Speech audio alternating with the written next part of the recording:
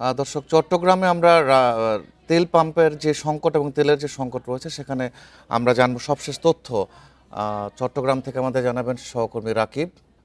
রাকিব, চট্টগ্রামে আজও কি ডিপো থেকে তেল এসেছে কিনা পাম্পগুলোতে, এবং সেখানে কেমন দেখছেন আসলে, ভিড় কেমন দেখছেন, এবং তারা কি তেল পাচ্ছে কিনা ঠিক মতো? যে চট্টগ্রামের যদি তেল সংকটের চিত্র আমরা বলি, আমার পেছনে নিশ্চয়ই দেখতে পাচ্ছেন যে পেট্রোল পাম্পটি রয়েছে। এই পেট্রোল পাম্পে আজকে 2টার আগ পর্যন্ত তেল দেওয়া বন্ধ রয়েছে, অর্থাৎ দুপুর 2টার পর থেকে তারা তেল দিবেন। অর্থাৎ গতকালকে তারা এই পেট্রোল পাম্পটি তারা যে চাহিদার যে তেল, অর্থাৎ প্রায় 9,500 লিটার তাদের চাহিদা প্রতিদিনে, সেটি তেল পায়নি। 200-র বেশি সার্ভিস ও ফিচারে লেনদেনের সব বিকাশ অ্যাপে সম্ভব। আজকেও হয়তো বা দুপুরের পর পেতে পারে তারা। আমরা এই পেট্রোল পাম্পের চিত্র দেখতে পাচ্ছি, একেবারে ফাঁকা, তেল দেওয়া বন্ধ, ডিজেল, অকটেন সবগুলোই আসলে দেওয়া বন্ধ রেখেছে, এবং শত শত গাড়ি আমরা সকাল থেকে দেখছি এসে অপেক্ষা করে চলে যাচ্ছে। এবং এখানে বিশেষ করে মাইকিং করা হচ্ছে যে 2টার পরে তাদেরকে আসার জন্য, অন্যথায় দীর্ঘ সারি না করতে। এই পেট্রোল পাম্পটি তেল বন্ধ থাকলে আমরা অন্য কয়েকটি নগরীর বেশ কয়েকটি পেট্রোল পাম্প ঘুরে এসেছি, সেখানেও প্রায় একই চিত্র। কোনো জায়গায় ডিজেল দেওয়া হচ্ছে কিন্তু অকটেন নেই।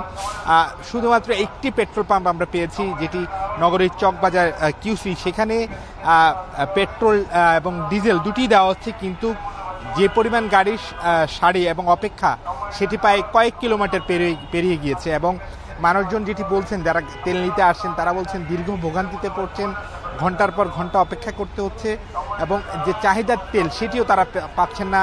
তাদেরকে রেশনিং করে তেল নিতে হচ্ছে, কোথাও 500 টাকায়, কোথাও 300 টাকায় সর্বোচ্চ তেল নিতে পারছেন। এটি এক ধরনের সংকট তৈরি করছে তাদের মধ্যে, এবং তারা বলছেন যারা বিশেষ করে রাইড শেয়ারিং করেন তারাই সবচেয়ে বেশি বিপাকে পড়ছেন। এবং তারা বলছেন যে তাদের দিনের যে আয় রোজগার সেটিতেও এই প্রভাব পড়েছে জ্বালানি তেলের এই সংকট। এবং আমরা দেখেছি যেসব প্রতিষ্ঠানে জেনারেটর দিয়ে চলছে, বিদ্যুৎ সংকটও বেড়েছে, লোডশেডিংয়ের প্রভাব বেড়েছে, ফলে অফিস খোলা রয়েছে আজকে, সেই ব্যাংক, অফিস এবং বাসাবাড়ির যে জেনারেটর রয়েছে সেগুলো আসলে দীর্ঘ সময় চলার পর জ্বালানি তেলের সংকটে সেগুলোও বন্ধ করে যাচ্ছে। সেখানের গ্রাহকরা আসলে তারা তাদের কন্টেনার নিয়ে আসছেন তেল নেওয়ার জন্য, কিন্তু সেটিও তারা পাচ্ছেন না। যেখানে আসলে যে যানবাহন তারাই তেল পেতে বেগ পেতে হচ্ছে, সেক্ষেত্রে তাদেরকে যারা আবাসিক গ্রাহক রয়েছেন বা বাণিজ্যিক গ্রাহক রয়েছেন, অফিস আদালতের জেনারেটরের জন্য তেল নিতে আসেন, তারাও আসলে পাচ্ছেন না। সার্বিকভাবে চট্টগ্রামে আমরা গতকালকে জেনেছি ইস্টার্ন রিফাইনারি, যেটি রাষ্ট্রীয়তে একমাত্র তেল শোধনাগার প্রতিষ্ঠান, সেখানে যে ক্রুড অয়েলের যে শোধনাগারটি রয়েছে সেটি কাঁচামালের অভাবে, অর্থাৎ ক্রুড অয়েল শেষ হয়ে যাওয়ায় সেটির উৎপাদনও বন্ধ হয়ে গেছে। ফলে যে পরিমাণ তাদের একেবারে ডেড স্টক রয়েছে, অর্থাৎ শেষ দিকের, সেটি দিয়ে হয়তো আগামী 7 দিন তারা হয়তো চাহিদা উৎপাদন করতে পারবেন, কিন্তু এরপরে পুরোপুরি, অর্থাৎ যাদের যে ডেড স্টক সেটি আসলে একেবারে শেষ হয়ে যাবে। ফলশ্রুতিতে এই 7 দিনের যে উৎপাদন সেটি আসলে একেবারে বন্ধ হয়ে যাবে।